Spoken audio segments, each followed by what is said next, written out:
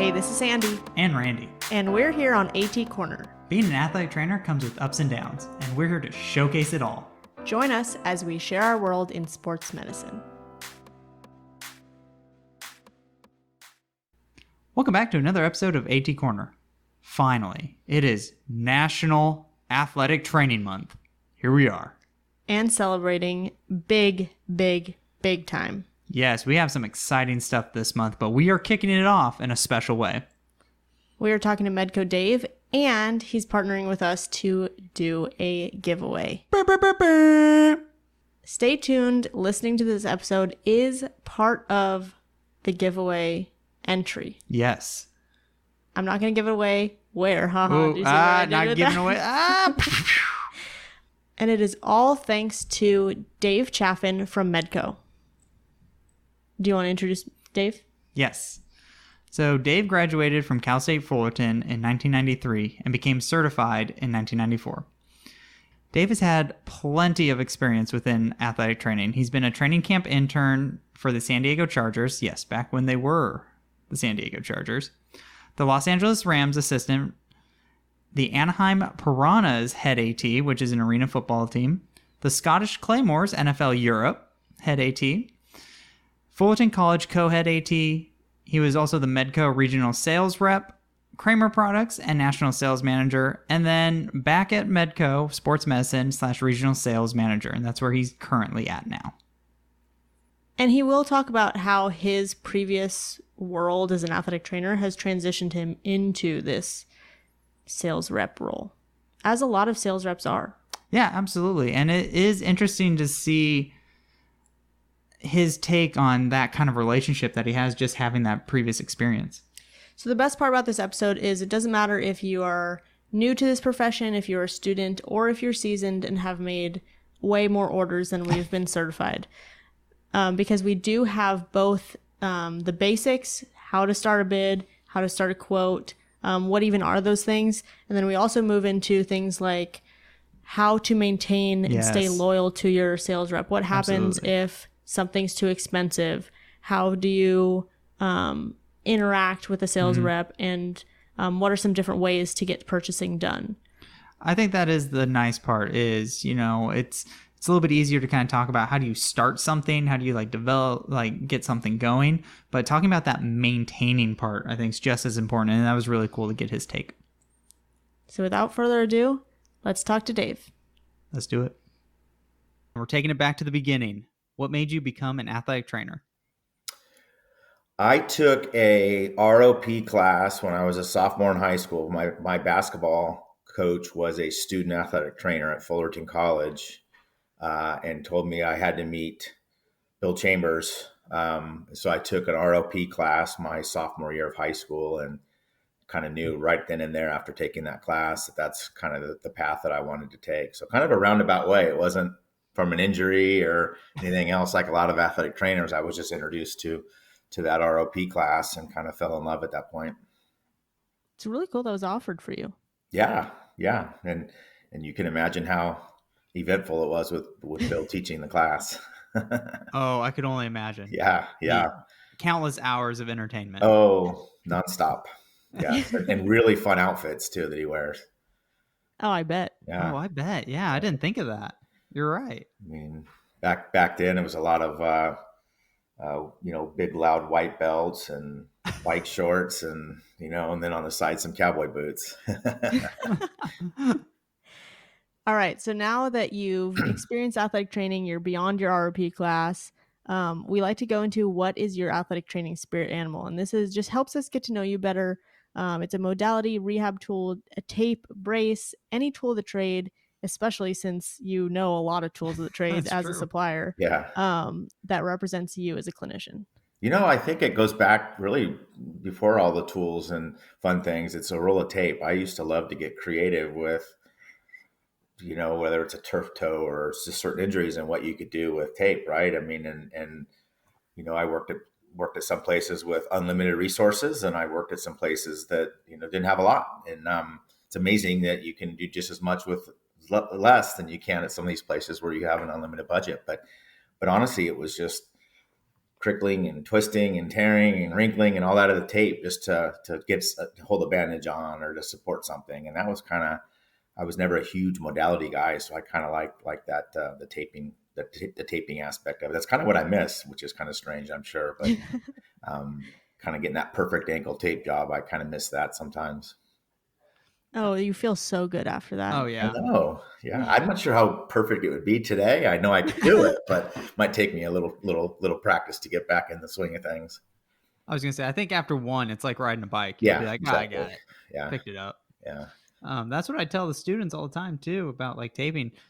It's if you know your anatomy, you can almost figure out any tape, and you can get real creative real fast. Yeah, and I think as well, I've been out of it since before kinesiology tape has hit the market, but I think even now with some of that's extra adhesive tapes and things like that, you could probably really have some fun with it. Yeah. Oh, big time. Mm-hmm. So, one, being an athletic trainer, you already have a ton of stories, but definitely in your line of work, I'm sure there are a lot of stories there as well. But can you kick off our just main stuff with a story about what led you to becoming a sales rep? I truthfully never saw myself going into sales. I kind of thought I would stay at Fullerton College forever, and I started very young, and I don't know. The Medco rep at the time kind of was coming around calling on me and kind of kept saying, "Oh, you'd be good in sales," and I was kind of like, not really sure, and kind of caught me in a vulnerable time, to be honest with you. It was 2/3 of the way into football season, and my background was a lot of football, and I was kind of like, I just don't, and it just was kind of right time, right place. And I pulled the trigger, and I think it shocked a lot of people, at Fullerton College and around me, because, after being a student there and all that stuff with Bill, I was kind of groomed for that position and left it after 9.5, 10 years. So it wasn't really one thing. It was really just kind of a timing issue of, maybe if I'd been approached 3 months earlier or 3 months later, I don't know that I would have necessarily done it, but it was just the right time, right place. Looking back from that day, what do you wish you would have known then that you know now as a sales rep? Oh, from my early days? Yes.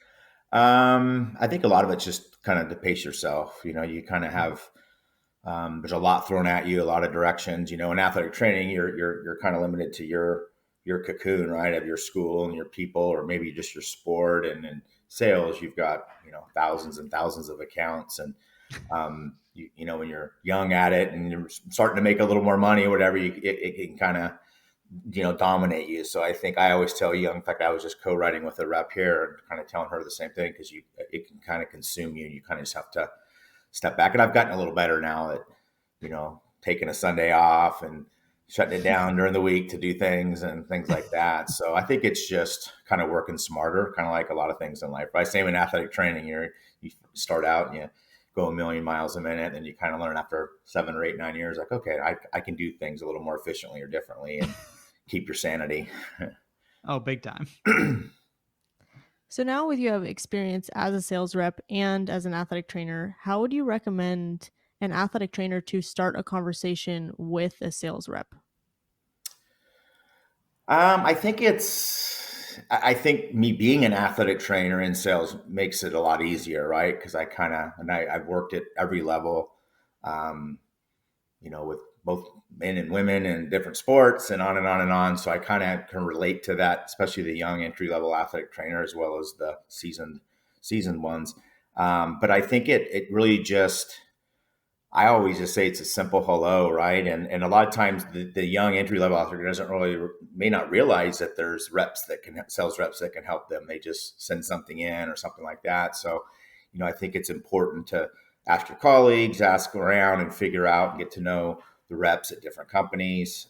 And certainly when you go to trade shows, it's just go by and say hello and hand off a business card, and the athletic training space is a very small family, right? And it's just crazy how this person knows that person. I was a grad student here, and this and so it just all usually ties back. And kind of once you break that initial ice, and I always say it's the salesperson will be kind of the icebreaker. We're a gift of gab and can talk, right? So even if somebody's not overly confident what they're saying or asking, usually if they break that ice initially, the salesperson will take it to the next level of communication, or at least I do. Yeah. Yeah. I mean, it's all about strengths. Mm-hmm. If Absolutely. you're going into sales, probably that is one of your strengths. Mm-hmm. And Yeah, having the gift of and for the gab most as part, well. athletic trainers are usually very outgoing and Mhm. social people. But I just was with one this week in San Antonio. He probably been certified 8-9 years now, but he was like, I just didn't network at all in college, and like we were asking about local schools in the San Antonio area, and he just was like, I just didn't network much. I don't really know anybody, and he's like, but I'm learning now how important that is, and I now as he was at a new district. And so you're like, now I know everybody, and so it's funny how it's taken him a few years to realize how important the networking piece is, because now he's short staffed and they're trying to get coverage. And he's like, I didn't really know that many people when I needed to do that. So I think now he's realizing how important, the networking piece is. And that happens a lot for me in sales. I just got a text 2 nights ago from somebody, hey, I know somebody relocating from this area if you know of any job openings, because I'm so tied into the profession and it all in states and all over the place. A lot of times people will come to me looking, or they'll come to me and say, hey, I so know such and such high school's got a job opening. What do you know about it? Or what do you know about the area or whatever? And so, um, that's kind of a cool thing too, to help a lot of people if they're looking to switch cities or counties or states or something like that. I probably have a pretty good idea what they're walking into. Well, it definitely helps having a sales rep who does have athletic training background. Mm-hmm. Yeah. Yeah. I think you don't have to learn the product piece, right? That takes away, when we've got Medco's got close to 20,000 SKUs as we sit today. And so Wow. now clearly I don't know a lot of those still, we've got 8 pages of stationary bikes, but at least I know the basics of the supplies and all that. And then you can focus on the skills you might need to be successful in sales, where if you've got to learn the product on top of it, it's kind of, could be daunting when somebody, you walk in and they want to talk about tape, and you've been selling Xerox machines your whole life, so Right. it's, Right. it does make that piece of it. And I think you learn the right times of year, then people have a little more availability. And, obviously walking into most places at 2 o'clock in the afternoon during football season isn't usually the best time for anybody and anywhere, because that's prep time for practice. And so you just kind of, being an athletic trainer, those things that kind of, again, make the initial obstacles of the job, more difficult.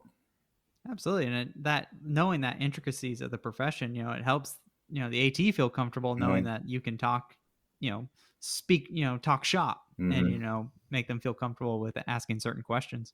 Yeah. And I think it also helps too, with when budgets are cut or whatever, if someone's, BSN just raised coach tape prices 37.5%, right? And most athletic trainers aren't going to know that necessarily if they're not checking social media or something. They may not know that until they get their quote back this time of year, and it's sticker shock, right? And so usually I will always tell them up front, especially if it's somebody with got a real small budget, do you really want to spend $100 for a case of tape? And I will make a suggestion or recommendation on tapes that I've either personally used or a lot of people sold and love, and hey, your $500 will go a lot further if you try this. Because a lot of times it's just creature habit, right? They might have used that certain product in grad school or wherever it's at, and they don't really know what else is out there, So I think that's another part where I try and, help the customer, which is the athletic trainer, get the most bang for their buck with dollars and quality, right? I mean, obviously, you try not to sacrifice quality, but sometimes you can get a very high quality alternative for a much cheaper, price. Have you found a certain tape that people have been kind of switching to if coach becomes too expensive? It's General kind of all fan over the favorite? board, and a lot of it's very geographical, right? Oh, Interesting. Some are going to the Kramer AT Pro, some are going over to like Mueller Perform Plus. Those are kind of the two next level down. But if somebody's really looking to save money, they'll go to like a Kramer 950. We sell a lot of our private label tapes, usually non-porous. If someone's teaching, and that we sell one in a case of 100 rolls. So it just really depends on the, there's still a lot of those athletic trainers that don't believe in taping and they want braces, and so really it's just a difference. But yeah, in terms of the whole cost increase thing is kind of it just happened in January, and this isn't a heavy tape buying time of year. Yeah. So I think, Mm-hmm. these next like 90 days, it'll really start picking up when people start getting their quotes stuff for after July 1, that it's going to be sticker shock. Cause that's a, very large, and you figure if you look at the history of that brand over the last couple of years, there's been a couple other massive cost increases. So I was just at a school a few weeks ago where he's done like a 20-year cost analysis, and he's a coach tape user, and it's up 60 something dollars a case, over the last 15 years, something, $60 a case. That's a lot of money, Yeah. His budget hasn't increased like Oh, that. wow. So it's kind of trying to offset or convince the administration, hey, this is the cost when I got hired. This is the cost today. Mm-hmm. Can we make it work better? So, the US is a big place. There's a lot of ground to cover for these suppliers. How do most companies, or at least the companies that you're familiar with, how do they structure their sales reps? Are they regional? Do they do it by state?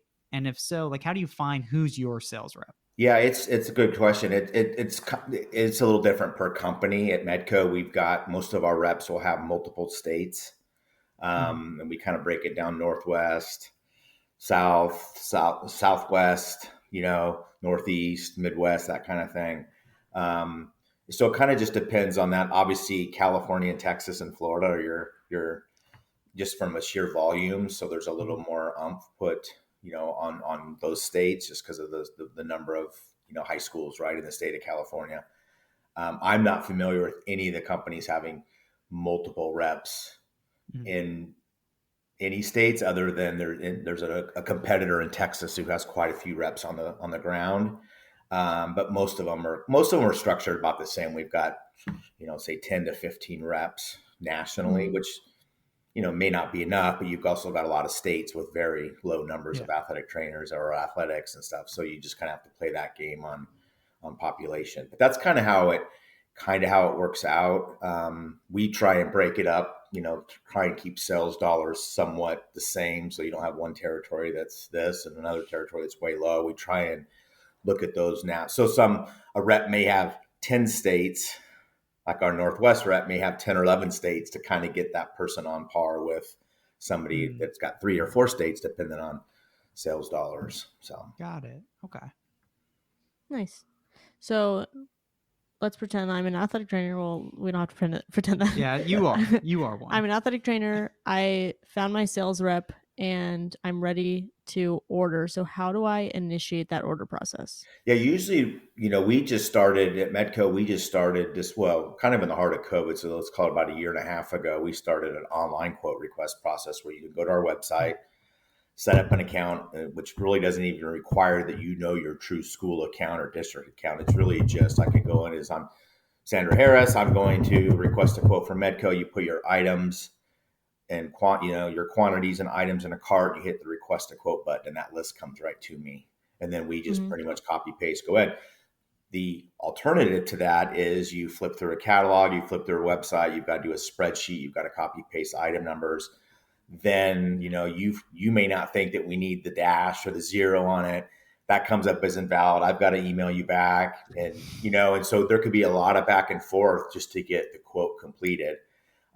So the online quote request thing is huge because the item number is correct, everything we know is correct. It's also another way for you to see, is a product available. So in other words, again, Johnson & Johnson discontinued 1/2 inch and 1 inch tape. So if you're searching our website and you're not finding it, it's probably because it doesn't exist any longer. So it's kind of a way for us to eliminate some of that, because I get quote requests every day that has 15 items that are the company, Bushwalker bags. They've been out of business for 2 years, Flexall. So if you're shopping in an old catalog, you're going to be putting all these things down that are not even physically available anymore. And again, then I've got to go back to you and be like, okay, Sandra, this is discontinued, and we may go back 4 times till we get the right topical analgesic for you. So the website's a great way to do that. Now, otherwise you can just copy paste or write down a list. And sometimes I get product descriptions. Sometimes I don't, but we can do it that way as well, where you just initiate. You can go to our website, and it'll tell you by state who your rep is, have phone number, email, contact, picture, all that kind of stuff. Or again, talk to a colleague or somebody locally and say, hey, who, what companies do you use, and send it out that way. So I get a lot of emails weekly from like athletic director stuff at schools where there's not athletic trainers, right? They just go on and, they're in Northern California and they see I'm the rep and send out a list that way. But the online quote request thing has been really nice. It's also, our website also tells you what's in stock or not. So again, if, there's a lot of weird things going on with under wrapped right now, but like, let's say you had to have purple under wrap and you're going to go on, you're going to find that it's not available in Mueller or Kramer or Medco. So maybe you have to have under wrap for, a tournament coming up this weekend, and you can go, okay, well, there's beige. I'll take beige for this one order, but you're going to see if it's in stock on our website. And if it's not, it's going to tell you a date of when it is expected in stock. So that's kind of another cool feature, especially if you're midweek or mid-season and you've got to have a certain ankle brace or something and you want to overnight it. If you go on the website and say, oh gosh, it's not in stock until May, then you're going to go to another brand, So. Do websites tend to have more than the catalog? Because I know sometimes, like, I've been going through like a catalog and, like, let's say I'm looking for treatment pillows and they're not in the catalog, so I'll email my rep and I'll be like, hey, do you have pillows? And they actually do have pillows. And so is there a difference between the website? Ours should be the same. I can't speak for every other company. Now, where ours would differ is because we're owned by Performance Health. So our kind of sister company, if you will, calls on, we call it the U.S. clinical business. So they're calling on the physical therapists, chiro, VA hospitals, rehab facilities, things like that. So there's certain things in that space that's more applicable than maybe in the athletic training space. So to your point of a prone pillow, maybe we might only have one or two that's kind of most commonly sold in the athletic training space, but there might be 5. So sometimes that'll happen, but for the most part, our website mimics our catalog. So if you have a printed catalog, you shouldn't see anything on the website that's not, unless, again, the catalog is out now and it printed 5 weeks ago. So there could be product that's already discontinued that's in our catalog. So like, let's just say red tape or whatever, it could be discontinued since the catalog went to print. So you could see something in the catalog that you don't see on the website, but it's usually not going to be the other way around. And our website's updated every day. So there's about a 24-hour lag time. So sometimes those ETAs or sometimes inventory's off, right? When you go to send in your quote request, it might say something and then we get a truckload in that day. And by the next day it's in stock, but that's pretty rare. The website's the most accurate. You can also access the online catalog through the website. You can request a hard copy of our catalog on the website. You just go and put in your name and information. You can have a paper copy sent out. And then we're also printing a bunch of USB cards where you can just plug it right into your computer and the catalog will download for you whether it's a laptop or desktop. Nice. But every once in a while, we still get the handwritten quote requests and they want to know a fax number. I'm like, oh, I haven't had a fax machine in 10 years, but every once in a while we still get some of those too. So you touched on the quote process, but some schools require a bid. What's the difference between getting a quote and actually going through a bid? There's similar but different, right? So some districts require a formal bid where they, get all, it could be, sometimes it's everything on campus. So let's just say, at your institution, they'll get science and anybody who's getting any sort of needs. It could be printing paper for, so they'll send it out to all these companies and then they'll encompass all the schools in the district. And they'll send it out to 3 or 4 or 5 companies and kind of get a bid that way. So there's those formal bids, right? And those are what's happening in the business right now, where we have sometimes 400, 500, 600 line item quotes or bids that are coming in where we have to price it out. And then the districts will kind of play the game on pricing and then the orders placed after July 1st. Some athletic trainers will do their own bidding, right? Where they'll send out to multiple companies, but it's not really a formal district required process that way. So we don't say bid a lot. I mean, it's athletic trainers say it a lot more than we do on this end. I mean, even if you send it to multiple companies, it's kind of just still requesting a quote. We're not necessarily bidding on things, but So they're kind of the same, yet kind of different, right? Like I know when I worked at Fullerton College, they're in the North Orange County Community College District, and Cypress College is in that same district. So back then they would take both Cypress and Fullerton's items together, send it out. Neither one of those today, neither one of them even have to do that. They each just have the ability to purchase, how they choose. There's not even a formal, but I used to have to go up and sit down and go line item by line item. And sometimes that's difficult because you could get, your 1/2-inch tape from one supplier, your 1-inch tape from another supplier, and your 1.5 inch from a third. And that's hard, right? When you have a problem mid-year and something's not sticking or working, you've got to go back and like, okay, did this come from this person or this person? And this, so it makes it difficult, I think, on the athletic trainer when that has to happen. So going back to that quote, if you get back a quote that's like too expensive or kind of like that sticker shock that we're talking about, how do you recommend to an athletic trainer to kind of work with their sales rep to help fix that? Yeah, that's a good one too. I think, again, it kind of depends if it's an entry level, maybe somebody that's first time purchasing, right? I always tell everybody you can kind of assume you're going to be paying 20 to 30% off list price or catalog price on that. So if your budget's $10,000, you can assume you're paying 20 to 30% less than that when you get the quote back. There are certain categories that discount steeper, and there are certain categories, tapes are usually maybe not quite, and some Gatorade product, things like that, maybe a little less of a discount. But again, if you've got a $10,000 order, that's a safe assumption, 20 to 30% off. Now, if you're somebody who's been doing it a while, and again, you get it back now and you see certain cost increases, obviously, with the volatility of inflation and what's happening even today, there's cost increases that are happening that are given us daily that aren't printed or on the website necessarily because it's still very real. So that's when, you'd have a conversation with the rep. Hey, Dave, I have $1,000 budget and this came in at $1,300. What can we do? And that's usually, again, where the experience as an athletic trainer, I would go back and say, oh yeah, let's not use this kind of Band-Aid, go to this Band-Aid and it'll save you another 20% or say, and so a lot of times, again, they're just used to using certain products through school. That's all they know. They don't necessarily know the alternative. And so usually 9 times out of 10, we can get that number close to where it needs to be just on some alternatives. Sometimes you have to sacrifice quality. That's not always the goal, but sometimes that's, you can't want the best. And, if you can't pay the best, right? So we'll try and find a middle ground. Sometimes it can be worked on with shipping and there's other ways to do it.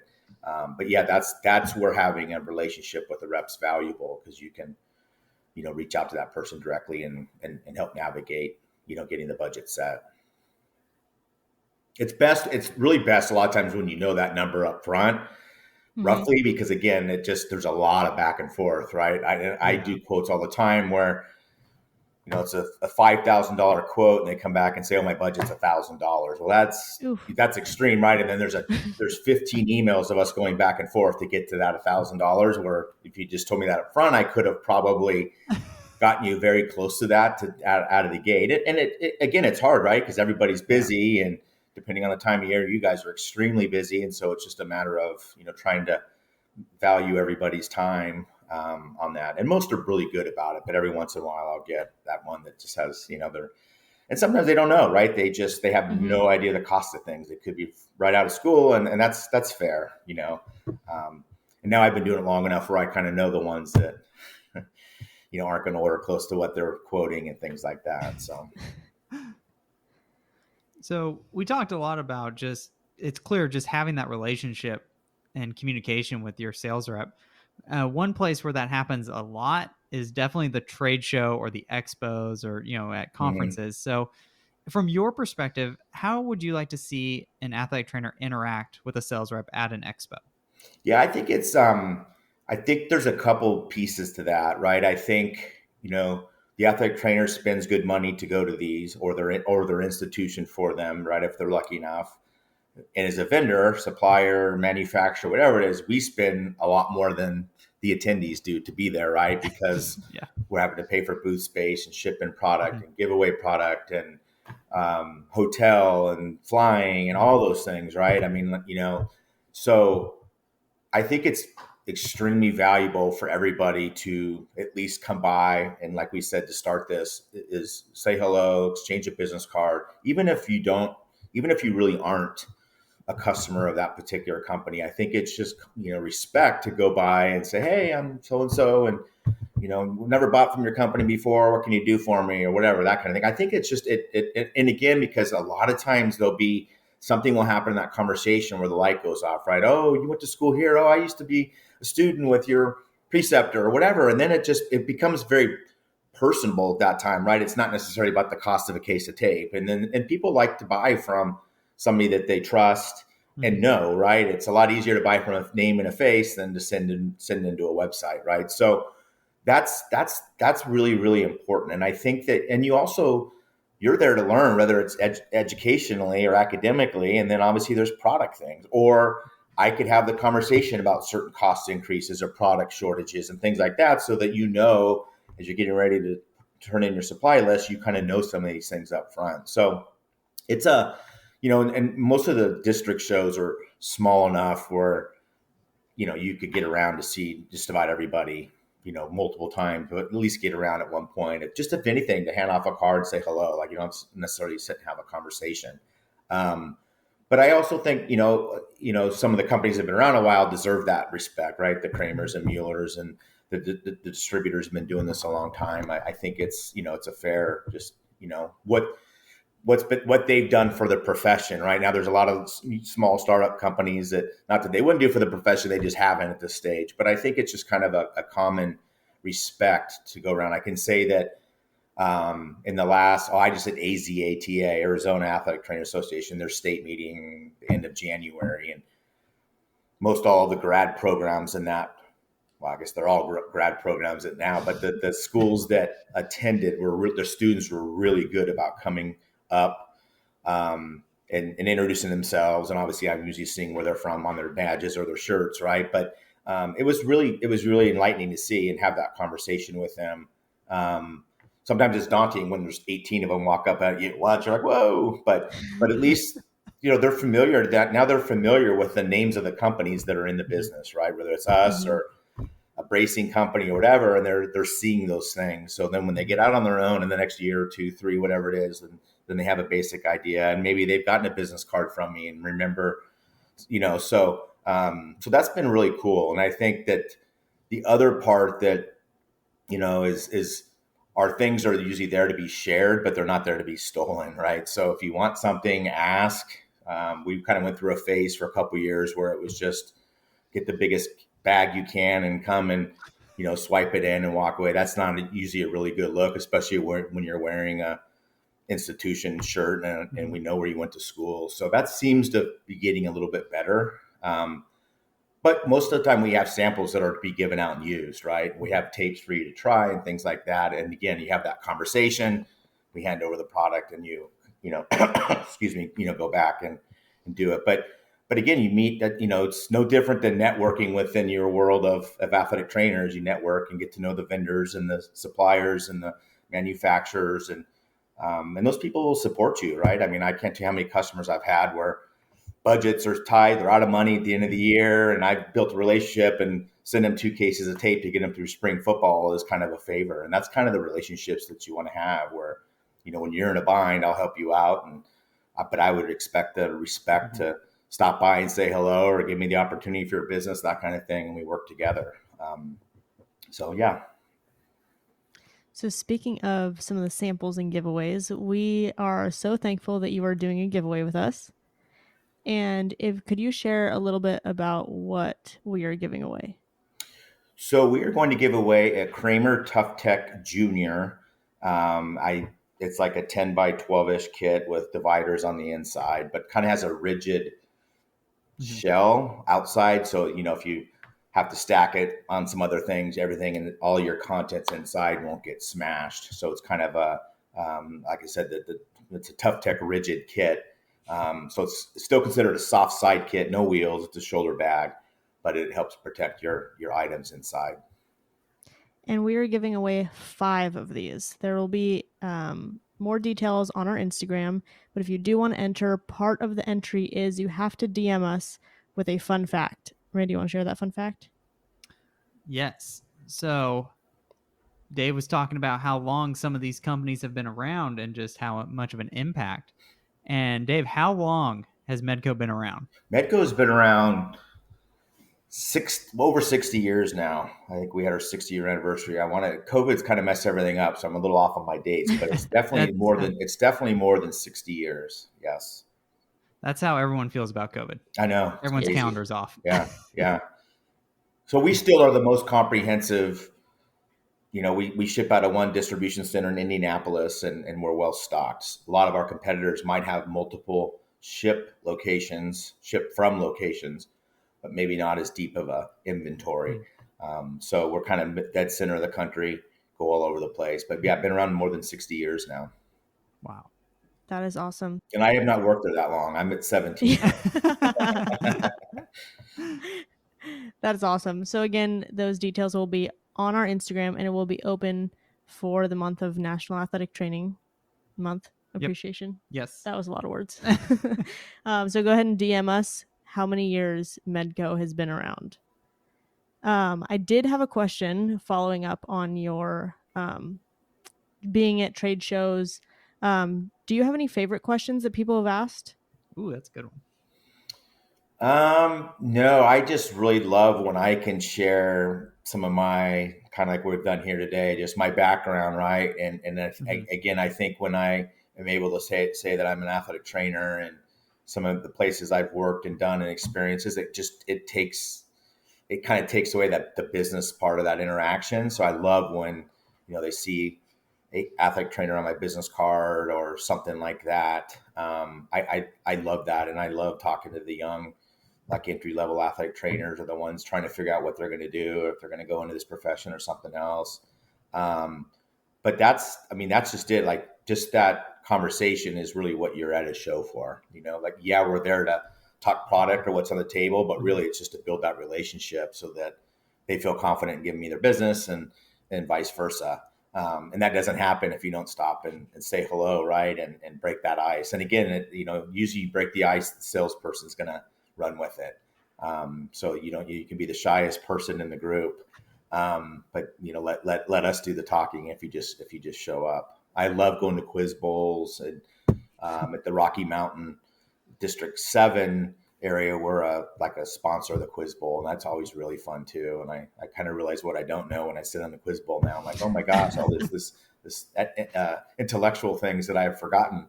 But it's really fun to be there and be a part of that as well.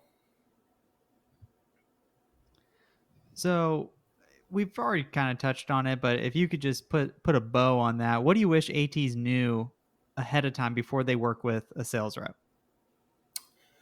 I think they need to know there's options for one, right? Again, depending geographically, we're a real national player, but you have some distributors they're all national, but some are very regional, right? And you don't hear in California, you may not hear of some of the ones in the north and northeast, and vice versa. So, excuse me. So I think that's one.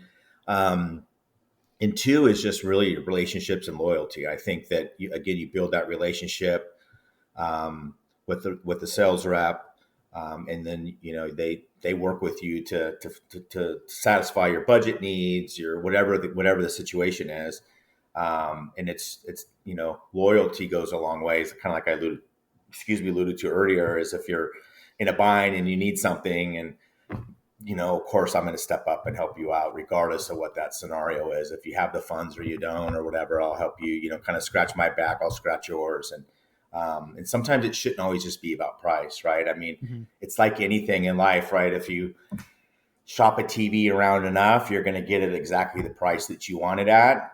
Yeah. But what's going to happen when that TV breaks down, or you don't know where that TV is coming from, or whatever the case is? And so I always tell everybody, you build that trust, and then that I'm giving you the best deal out there, or the best deal I can do, and the other way around. And I think that goes a long ways, and I think sometimes, and again, I get budgets and all that, but sometimes, everyone's going line item by line item by line item. That's not fun for anybody, right? I mean, I've had schools that, want me to lower a box of Band-Aids by 7 cents because they're getting it somewhere else for 7 cents less. I think I look at it if, you're getting, $2,500 budget, you've got it coming in from 3 or 4 companies. It should be whoever, if one's 23, one's 23.50, that $2,300 quote should get the order. Otherwise it becomes very difficult to navigate all those. And again, you don't always know. Sometimes when you get a quote back,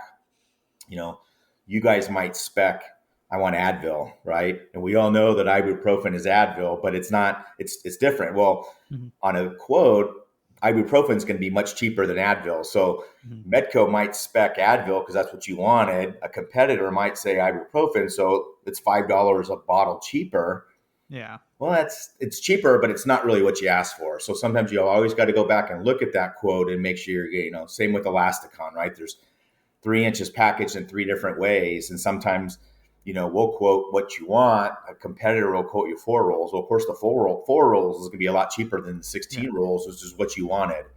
And that happens a lot where they're like, oh my gosh, now the money's spent and I really needed 16 rolls when I got 4, because they just looked at it and saw it was the cheapest. So again, that's all goes back to relationship, right? Like, I'm not going to shaft you out of something or sacrifice quality. I would never substitute unless I told you. In other words, if something's on an extended back order situation, I would tell you when I sent the quote back, hey Randy, this is not going to be available till July. You might want to try this product. It's in stock. Then at that point we would switch the quote out and make the change that way. But again, that's all goes back to that relationship and trust, right? I mean, it's it doesn't do me any good to put something that you're never going to get or you're not going to get for 4 months. Or I know your budget ends June 30th. Well, this isn't going to be until August. So I'm going to work with you to make sure your funds are spent, so you don't lose any money. And that happens a lot, kind of goes back to that 20 to 30% off. It's important to, I think I probably have told you guys a story, but when I first started in the community college ranks and did my first order, my budget, let's just call it $18,000. I sent it out for quoting and it came back around 10. The dean at the time says, oh, well, clearly you don't need that much money. What do you think happened to that budget? A lot of that money got taken and put in other places. So I always will tell an entry-level athletic trainer, if, go ahead and like pre-bid it or pre-quote it, right? It's before you submit it so that you don't lose those funds. Because sometimes it can come in so low, depending again on the item, you may not have a lot of tape on there and it's a 40% discount, right? And so again, we just want to maximize, nobody likes to have their budgets cut and they want to spend every dollar, which is the way it should be. So it's, nice to work to maximize that for sure. Is Medco just a national base or do you guys have overseas? We are international, but like we have nothing to do. Like we have a division in Canada, Japan, there's like 4, 5, 6 countries internationally, but that's done totally. We don't ship offshore. So like we don't even ship into Canada. We have a lot of Canadian NHL teams, baseball teams like that will, Toronto Blue Jays, for instance, might want an order and we'll have it shipped to, maybe Anaheim Stadium when they're playing the Angels, and then they just take those supplies back with them. Oh, wow. So we don't ship into other countries. So even like now we do a lot with Major League Baseball and the Dominican leagues and all the internationals, but we usually will ship to their home sites here, and then they take care of the outbound freight. Same with military. There's a lot of, as you can imagine, military bases all around the world ordering from us, but we ship to a domestic, I think it's called an APO domestically. And then they're responsible for getting it to the base and whatever country it's at.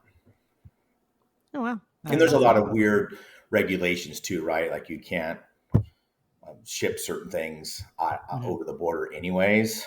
Another thing I always like to mention, there's a lot of regulations for a company like our size on ship. Like we can't ship anything by air that's aerosol or has a battery. So somebody needs a can of Tough Skin and you need it by tomorrow, right? It's not going to happen because we leave. Now you can go and put it in an envelope or a box and ship it next day. But like as an FDA compliant company, we cannot ship those kinds of things. And that happens a lot. Somebody wants a TENS unit or adhesives or something like that. They need it right away. We can't legally do that kind of stuff.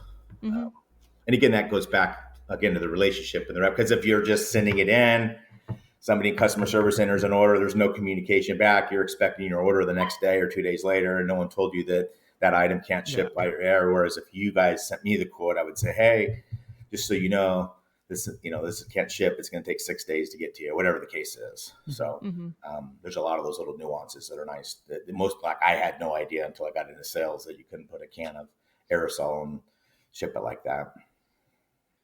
So the relationships part of this interview has tied in very well to our action item.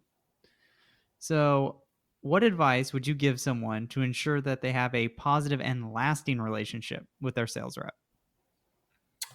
I think it's just that loyalty factor, right? Like first of all, it's breaking the ice and making the introduction, giving, stopping by the table, shooting an email, shooting a text, reaching out on social media, however it is, just to break the ice. And usually when that happens, that relationship starts to take off. And then, but again, I think it's loyalty, right? I think if, you're doing business with me or Medco for 5 years and you decide to take your business elsewhere, which happens, it's nice to say, hey, this is why I'm doing that. It's never fun just to get a report, see that something's gone. You make a phone call and it's like, oh yeah, the bill was screwed up for 6 months. We can get it, and I had no idea that was ever an issue yet. You took the business someplace else. So I think it's just that whole communication, loyalty aspect. If there's a problem, let me know. Sometimes it's a price that can't be matched, and that's okay. I mean, it's life, right? But there's nothing worse than you've been doing business with somebody for a long time and you lose it over something that probably could have been correct or controlled, but I'm not aware. So just that, being respectful, right? I think if, you need something right away, and like, let's say it's in July or August when, I think we do like almost 70% of our sales over that 60 days. Well, it's not easy to rush things, and that, we've got trucks lined up for miles of getting stuff out the door. So, it's that, like, the sooner you can get things done, the better. Obviously things happen. If you've got to rush something, it's doable. But I just think, calling it December 23rd at 5:00, needing something for the 26th is tough, right? When, you're shut down and things like that. So it's just kind of a common respect thing as well. Again, things happen, but like, there's also, I see habitual stuff too that come up where you're just like, really? Like, you've been doing this a long time. Why are you doing it this way still? But yeah, no, I love the interaction still. I love the interaction with the customer. And that's kind of what keeps me going is that. And as silly as it sounds, right, is, I could be watching a game on TV. I could be watching a game on a Friday night on the sideline. And, you kind of like, as an athletic trainer, whether it's rehab or whatever, and you kind of get excited about the success, it's the same thing. I mean, I won't mention a name, but a very prominent NBA player a couple months ago, I was watching a game, watched the injury happen. And sure enough, at 7:00 the next morning, I had to ship out a game ready wrap for that exact injury that I watched for that exact player. So that was kind of cool. We're talking a really elite player, and it was cool to be able to be a part of that success. Now, again, they could have bought a game ready wrap probably anywhere, but it came from us, and that was kind of a cool thing. So that's the fun part of the job for sure. That's really cool. Mm-hmm. Yeah. Well, thank you, Dave. Yeah, thank you. This has been great. Yes, thank you. So I think that was a really good overview on just understanding how simple just talking to someone and like just breaking that ice and just introducing yourself and just having some kind of open communication with just another person to help build a relationship. It also kind of goes back to you don't know what you don't know, and it's okay that you don't know everything that a sales rep does because you're an athletic trainer. Yes, absolutely.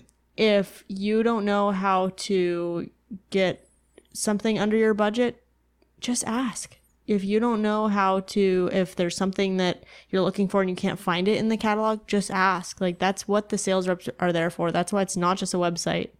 No, absolutely. And kind of like what he talked about, like, especially for that new AT or that young AT coming up, like, obviously you have not experienced all supplies. Right, so right.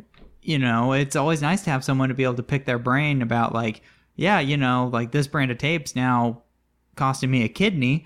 I need to try and find something else. What do other people like? Yeah, what do other people like? Or like in, Dave's case, being an athletic trainer, what have you liked in the past? So it's not it's not a bad idea to just keep that in mind, that they're there to help you. So I hope you guys found the spot where we did talk about the giveaway. Yes. We were super excited about that. And again, you can find more details on our Instagram where you can officially enter. You can DM us with the fun fact we said in the episode. Yes. And just a little bit of fine print. If you guys have never listened to us before, or if you're new to our podcast, we do every other episode as education or stories. This one was an education episode. Next week, we are going back to our stories where we are sharing stories from real athletic trainers across the world, and we bring their experiences into one on various topics. I believe for National Athletic Training Month, we are going back to your journey in athletic training. Yes. How did you get here? What have been your stops along the way? Yes, what better way to start your journey in the corner by talking about your journey? This is also a reporting year. 2023 is a reporting year, so we do want to share some of our CEU opportunities. We do share free CEUs every episode that Randy does, where he takes articles and researches them and reads them and digests them and kind of spits them all back at you in a conversational topic. Very digestible. Very digestible. Those are all eligible for free CEUs if you listen to them as they come out. If they're a little bit older, if they're within the latest 3, then they'll become $1. And then after that, they'll become regularly priced with the whole, I don't even know how many CEUs we're up to now. Oh my goodness. A lot. I don't even know. And it's all thanks to Precision AT. Yes. If you scroll down in the show notes, you can go to our website where we have a list of every single CEU episode we have available. Precision AT has other CEUs that you can also use our code AT Corner to get 15% off. And then we also work with MedBridge, who is also a CEU provider. Yep. So if you guys are interested in getting $150 off, I believe. Yes, that's correct. You can also use code AT Corner at checkout. So there's a lot going on in this episode. What a way to kick off the month.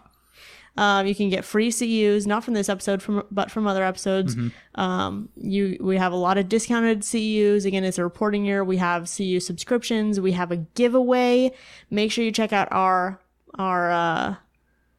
Instagram for all of that information, which is also where you could submit your stories for a future story episode. And then lastly, we do have a Facebook group that you can join, facebook.com/group/AT Corner Podcast. There's one question to get in. Where did you hear about our podcast? Real easy. Real easy. It will automatically let you in, and then you can join the conversation with hundreds of other athletic trainers who are just discussing episodes. Mm-hmm. You can post about questions you have in the profession. We'll post some fun questions each week. We do. It's a great place. So I think that's kind of all that I have. Yeah. Thank you for helping us showcase athletic training behind the tape. Bye.